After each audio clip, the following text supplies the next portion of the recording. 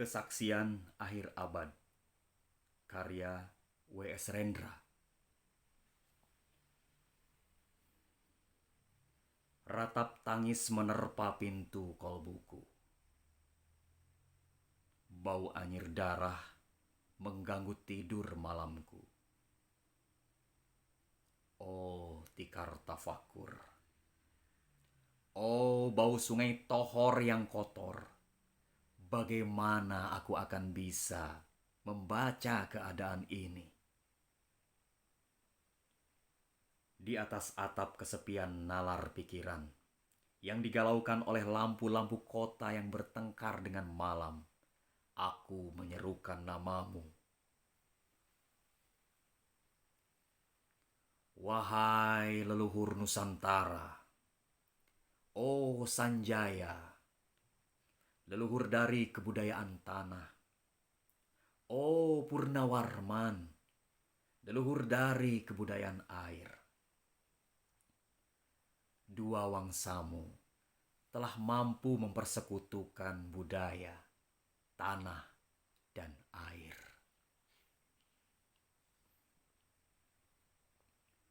Oh Resi Kuturan, oh Resi Nirarta, empu-empu tampan yang penuh kedamaian, telah kamu ajarkan tatanan hidup yang aneka dan sejahtera, yang dijaga oleh Dewan Hukum Adat. Oh, bagaimana aku bisa mengerti bahasa bising dari bangsaku kini? Oh, Kajau Lalido, bintang cemerlang tanah Ugi, negarawan yang pintar dan bijaksana. Telah kamu ajarkan aturan permainan di dalam benturan-benturan keinginan yang berbagai ragam di dalam kehidupan. Ade, bicara, rapang, dan wari. Oh, lihatlah wajah-wajah berdarah dan rahim yang diperkosa muncul dari puing-puing tatanan hidup yang porak-poranda. Kejahatan kasat mata tertawa tanpa pengadilan. Kekuasaan, kekerasan berak dan berdahak di atas bendera kebangsaan. Oh, anak cucuku di zaman sibernetik, bagaimana akan kalian baca prasasti dari zaman kami? Apakah kami akan mampu menjadi ilham kesimpulan? Ataukah kami justru menjadi sumber masalah di dalam kehidupan? Dengan puisi ini aku bersaksi bahwa rakyat Indonesia belum merdeka. Rakyat yang tanpa hak hukum bukanlah rakyat merdeka. Hak hukum yang tidak dilindungi oleh lembaga pengadilan yang mandiri adalah hukum yang ditulis di atas air.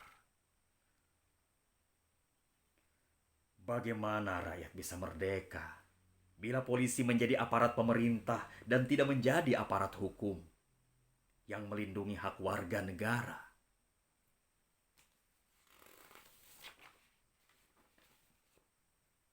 Bagaimana rakyat bisa merdeka bila birokrasi negara tidak menjadi abdi rakyat, melainkan menjadi abdi pemerintah yang berkuasa?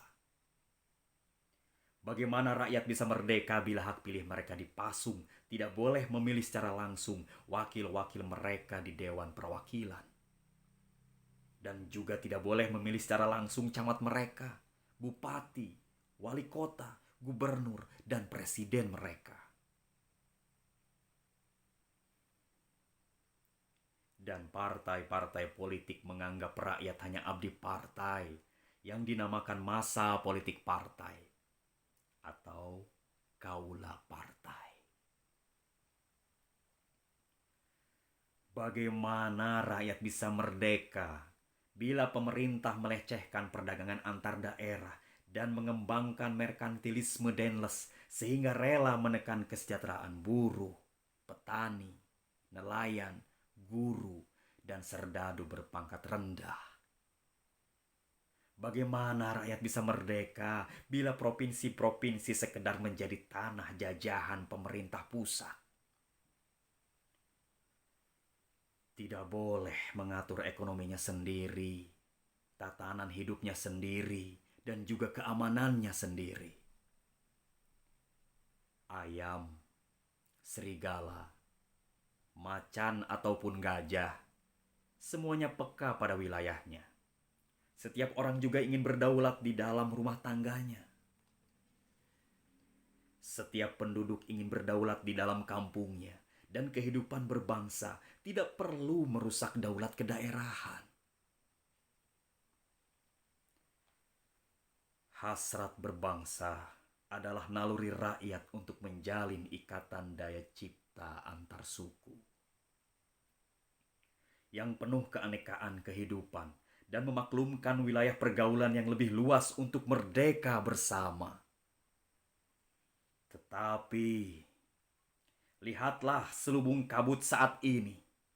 Penjajahan tatanan uang, penjajahan modal, penjajahan kekerasan senjata, dan penjajahan oleh partai-partai politik masih merajalela di dalam negara.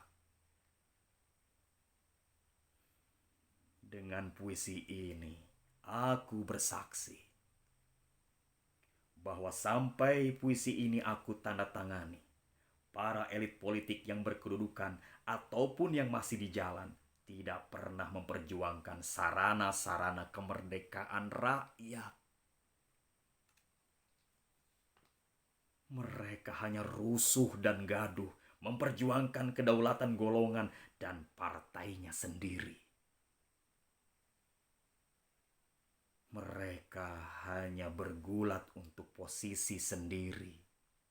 Mereka tidak peduli kepada posisi hukum, posisi polisi, ataupun posisi birokrasi.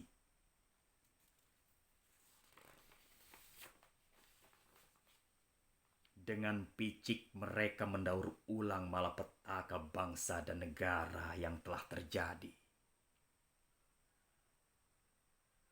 Oh Indonesia, Indonesia, negara yang kehilangan makna. Rakyat sudah dirusak ajas tatanan hidupnya. Berarti sudah dirusak dasar peradabannya. Dan akibatnya dirusak pula kemanusiaannya. Maka sekarang negara tinggal menjadi peta. Itu pun peta yang lusuh dan hampir sobek pula. Pendangkalan kehidupan bangsa telah terjadi. Tata nilai rancu, dusta, pencurian, penjarahan, dan kekerasan halal. Manusia sekedar semak belukar yang gampang dikacau dan dibakar. Paket-paket pikiran mudah dijajakan. Penalaran amanah yang salah mendorong rakyat terpecah belah. Negara tak mungkin kembali diutuhkan tanpa rakyatnya dimanusiakan.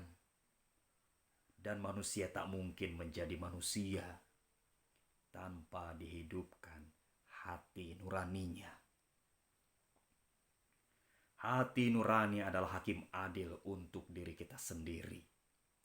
Hati nurani adalah sendi dari kesadaran akan kemerdekaan pribadi. Dengan puisi ini aku bersaksi bahwa hati nurani itu meski dibakar tidak bisa menjadi abu. Hati nurani senantiasa bisa bersemi meski sudah ditebang putus di batang. Begitulah fitrah manusia, ciptaan Tuhan yang Maha Esa.